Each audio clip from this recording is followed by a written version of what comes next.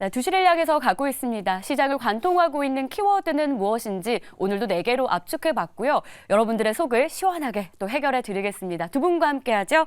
오늘은 다울투자증권의 이성웅 차장, 나도투자연구소의 이재규 본부장 모셨습니다. 어서 오십시오. 안녕하세요. 네, 반갑습니다.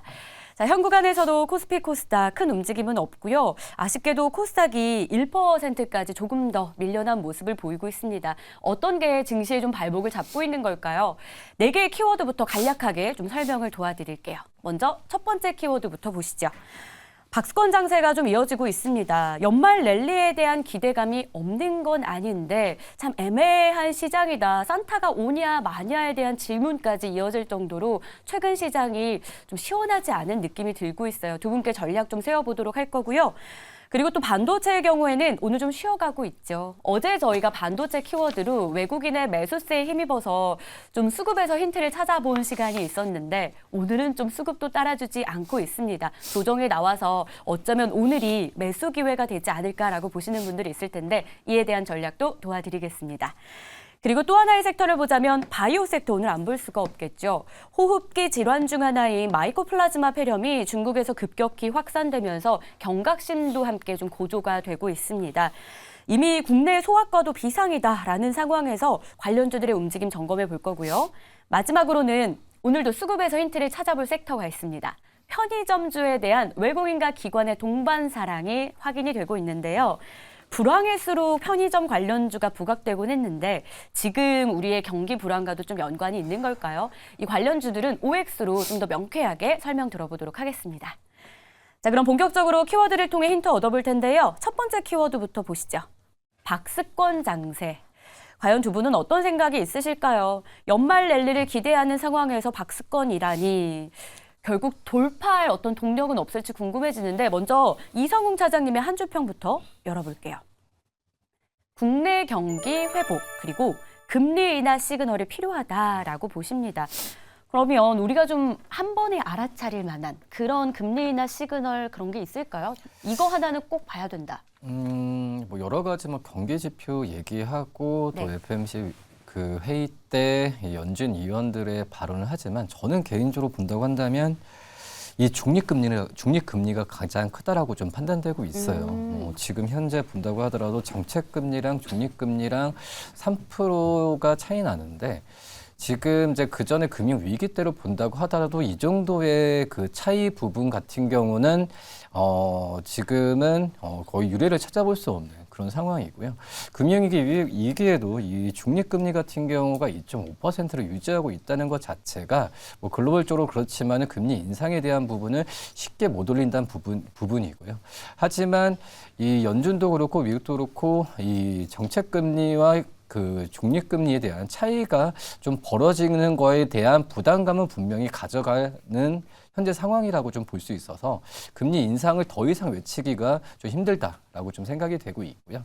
뭐 그렇기 때문에 이 정책금리를 내리는 부분에 있어서는 역시 여러 가지 경기 지표가 중요하긴 하지만 제가 본다고 하더라도 대선, 그러니까 미국의 대선에 대한 부분에 있어서 좀 그 양후로 좀 이 정책금리가 달라질 가능성도 좀 있지 않을까, 중립금리가 달라질 확률도 굉장히 있지 않을까 이렇게 좀 판단되고 있습니다. 결국 중립금리를 좀 한번 체크해볼 필요가 있다라고 정리를 해주셨는데 그러면 이재규 본부장님은 박스권 장세에 대해서 어떤 의견이실지도 한번 열어봐야 될 것 같아요. 한 줄평 보겠습니다.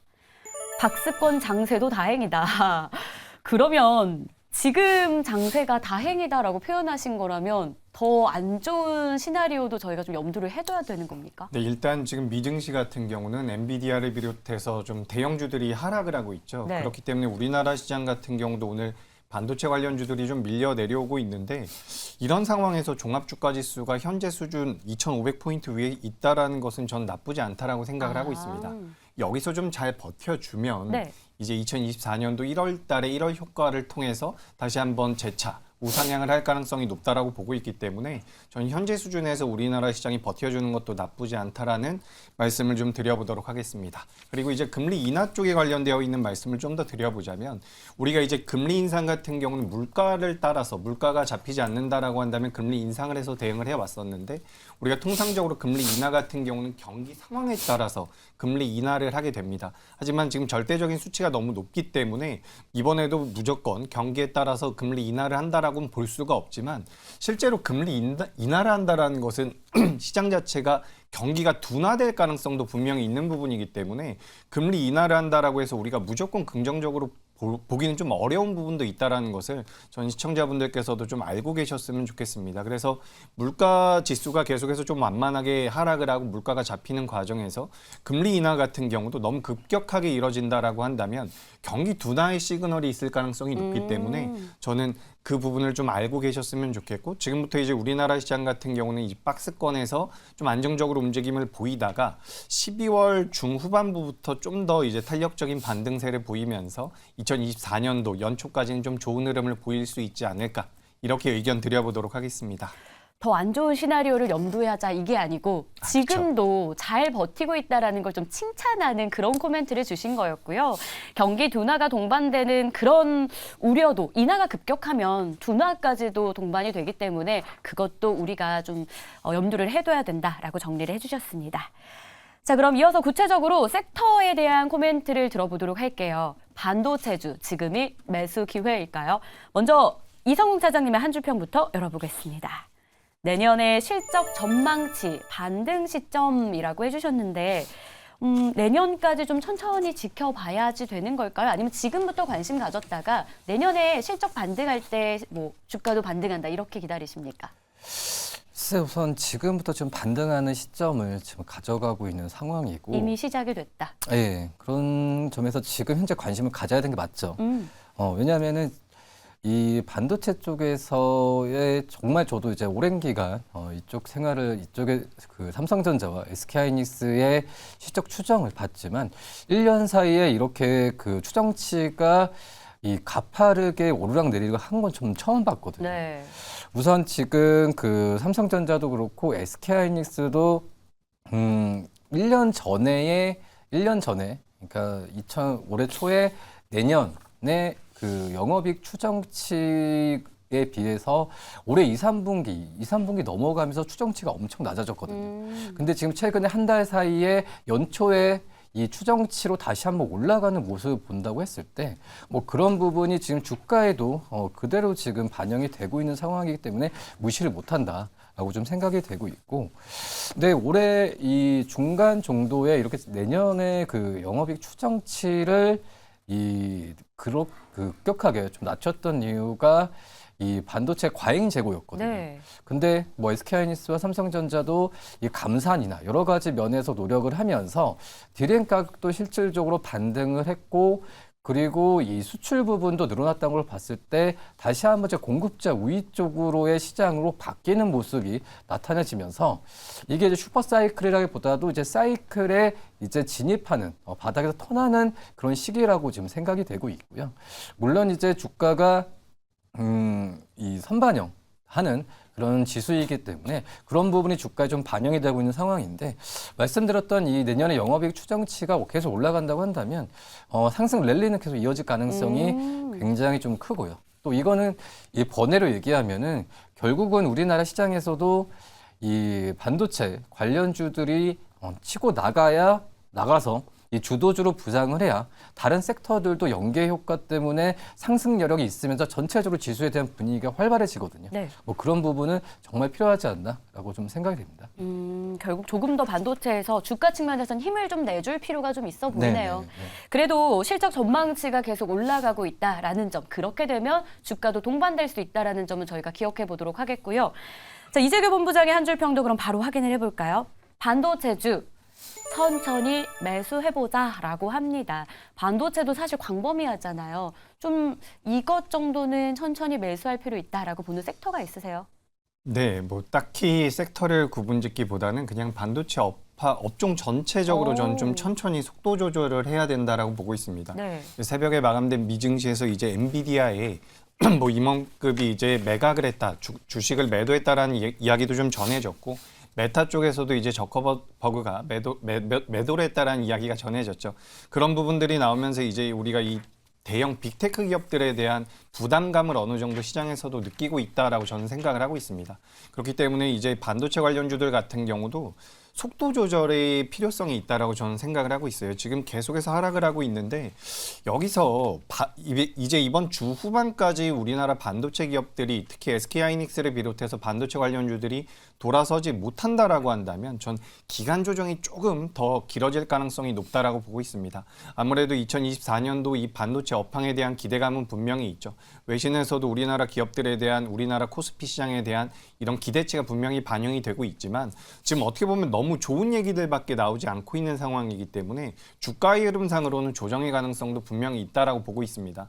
그렇기 때문에 2024년도 그러니까 우리나라 반도체 기업들이 사실상 올해 실적이 굉장히 잘 나온 건 아니죠. 실적이 안 좋았었던 상황에서 2024년도에 실적이 좋아진다라고 이야기가 나오고 있는 부분이기 때문에 주가 같은 경우는 내년에도 좋을 가능성이 굉장히 높습니다. 하지만 제가 말씀드렸던 것처럼 지금 반도체 관련주들 같은 경우는 급하게 공격적으로 매수하기보다는 좀 천천히 매수할 필요가 있다라고 보고 있습니다. 그래서 기간 조정의 가능성, 일주일에서 2주일 정도의 기간 조정 가능성을 두고 분할 매수 관점으로 접근을 했을 때 반도체 같은 경우는 2024년도에 좋은 수익을 줄 수 있을 것이다 라는 말씀을 드려보도록 하겠습니다. 오늘 하락한다고 해서 지금이야 라고 들어가기보다는 예. 천천히 기간 조정까지 한 1주 정도 예상하고 계셨죠. 그렇습니다. 그 정도 기간 조정 가능성을 두고 분할로 매수하자 좀 천천히 진득하게 볼 필요 있는 반도체주다라고 정리해 주셨습니다.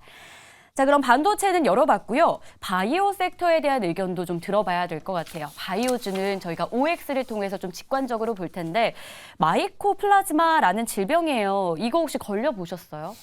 이게 지금 장난이 아니라고 안 하더라고요. 걸려봤습니다. 안 걸리는 게 맞는 게 좀 영유아한테 많이 걸린대요. 예, 맞습니다. 아이 있으신 분이라면 잘 아실 것 같은데 감기나 독감이랑 증상은 되게 비슷한데 이걸 치료할 수 있는 약이 딱히 있는 게 아니라서 기존의 항생제나 해열제가 좀 안 먹힌다라고 해요.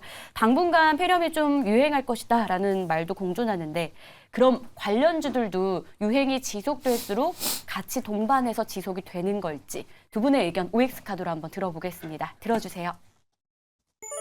엇갈린 반응인데 이성웅 차장님은 일단 안 산다로 바이오 관련주, 폐렴 관련주를 꼽아주셨습니다. 어떤 의견이실까요? 안 산다. 그래도 유행은 유행이고 지속 가능성까지 있잖아요. 우선은 테마일 가능성이 높고요. 저희가 코로나를 한번 겪어봤잖아요. 네.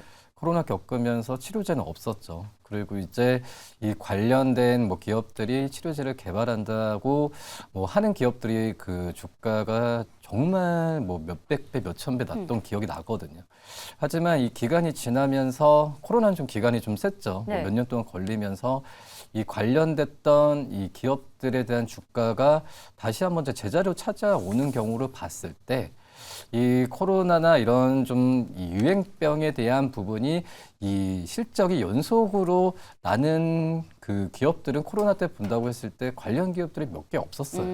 뭐 그런 점에서 지금 관련된 기업들이 이제 급등하는 모습을 보여줬을 때 앵커님께서 말씀하셨듯이 결론은 치료제는 없는 거거든요. 네. 뭐 그거에 대한 예방 차원의 어떤 그 약이나 관련된 기업 그 생산하는 기업들이 좀 관심을 갖고 있는 상황인데 뭐 그러기 때문에 저는 이제 적극적인 어떤 추격 매수는 정말 하면 안 되지 않을까라고 좀 판단이 좀 되고 있어서 뭐 그 부분 같은 경우는 또 이제 시간이 지나면 또 이 결과론 쪽으로 좀 알게 될 가능성이 좀 크다라고 좀 판단이 되고 있습니다. 우리가 한번 코로나를 겪어봤지만 실제로 그게 실적과 연관된 기업을 찾기가 참 쉽지 않았던 경험을 되살려 본다면 폐렴 관련한 종목도 그럴 가능성을 염두를 꼭 해야 되지 않나 이렇게 좀 정리를 해주신 건데 그러면 오해 의견을 들어주신 이재규 본부장님은 어떤 생각일까요? 일단 바이오주가 올 한 해 동안 참 섹터별로 돌아가면서 많이 부각이 됐었잖아요. 그래서 바이오 관련주 하나 정도는 들고 있으면 어떨까라는 생각도 있거든요. 일단은 바이오 업종에 대한 기대감은 분명히 있다라는 말씀을 드려보도록 하겠습니다. 네. 우리가 이제 고금리 시대가 계속해서 이어지고 있었던 상황이죠. 근데 이제 고금리가 끝난다라고 한다면 R&D 비용이 많이 들어가는 제약 바이오 같은 경우는 금리 인하에 대한 수혜를 받을 수가 있습니다. 근데 지금 이제 우리가 집중하고 있는 부분은 이 중국발 폐렴에 관련되어 있는 부분이죠. 그래서 이제 기업들을 제가 좀 찾아봤는데 뭐 위더스 제약 같은 경우는 마이코플라즈마 유효균종이 포함되어 있는 뭐 폐렴 치료제를 생산 판매하고 있는 부분이고 메가이CS 같은 경우는 인공호흡기 관련되어 있는 이런 부분들이 지금 시장에서 부각이 되고 있는데 지금 이제 중국이나 유럽이나 인도 같은 경우는 굉장히 적극적으로 대응을 하고 있다라고 하고 있습니다. 근데 우리나라 같은 경우는 지금 상대적으로 좀 덜 부각이 되고 있다라고 저는 생각을 하고 있는 부분이고 앞서 말씀드렸던 것처럼 시장의 주도 섹터가 부재한 상황이기 때문에 이런 기업들의 이제 수급이 몰리면서 수급적인 흐름으로서 주가 흐름 자체는 좀 더 이어질 가능성이 높다라고 보고 있습니다. 그래서 앞서서 이제 코로나에 관련되어 있는 말씀도 하셨는데 이제 코로나 때는 기간 자체가 굉장히 길었기 때문에 어떻게 보면은 그렇게까지 이 관련주들이 마이코플라즈마 관련주들이 크게 올라오기는 어렵다라고 보고 있지만 그래도 1, 2주 정도는 시세가 충분히 더 나올 수 있다라고 보고 있습니다. 그렇기 때문에 관련되어 있는 기업들 지금 이제 개연성으로 우리가 따져보자면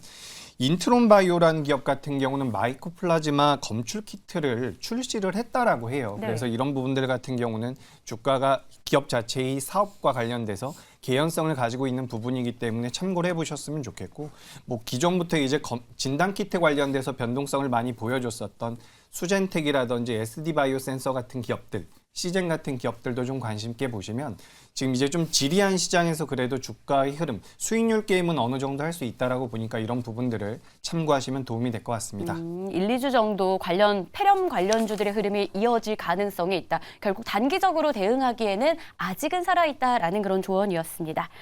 자, 이제 마지막 섹터만을 남겨두고 있는데요.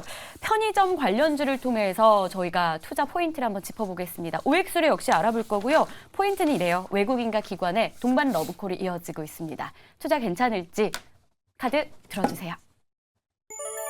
두 분 다 오해 의견으로 일치가 됐는데요. 불황일수록 편의점 관련주 부각되곤 합니다. 그에 대한 매력이 진짜 있는 건지 오늘 일단 외국인이 사고 있는 이유부터 한번 들어볼까요? 우선 외국인과 기관들 같은 경우에는 어떤 중장기적인 관점으로 좀 매수를 하지 않았나라고 좀 생각이 되고 네. 있고요. 지금 현재 뭐 우리나라도 마찬가지지만 전 세계적으로 소비 심리가 그렇게 좋아지는 상황은 좀 아니거든요. 뭐 지갑이 좀 닫혀지는 상황에서 오히려 지금 유통업종 안에서 이 백화점 같은 이제 이 럭셔리에 대한 상품을 많이 갖고 있는 이 섹터보다도 편의점주에 대한 관심이 좀 높지 않나라고 좀 생각이 되고 있고요.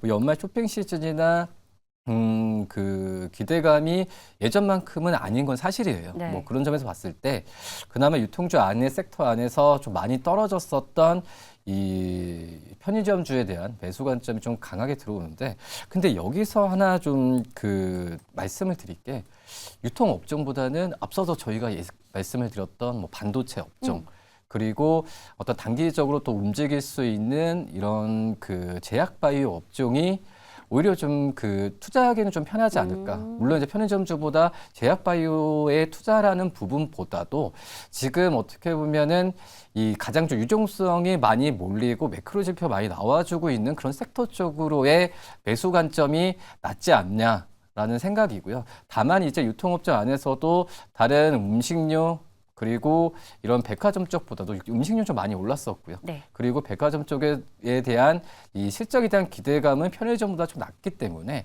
우리 편의점주에 대한 섹터가 유통주 안에서 지금은 수급상으로 그렇지만은 많이 부각이 될 가능성이 있지 않을까라고 좀 생각이 되면서 이 편의점주는 섹터 안에서 고를 때 말씀드립니다.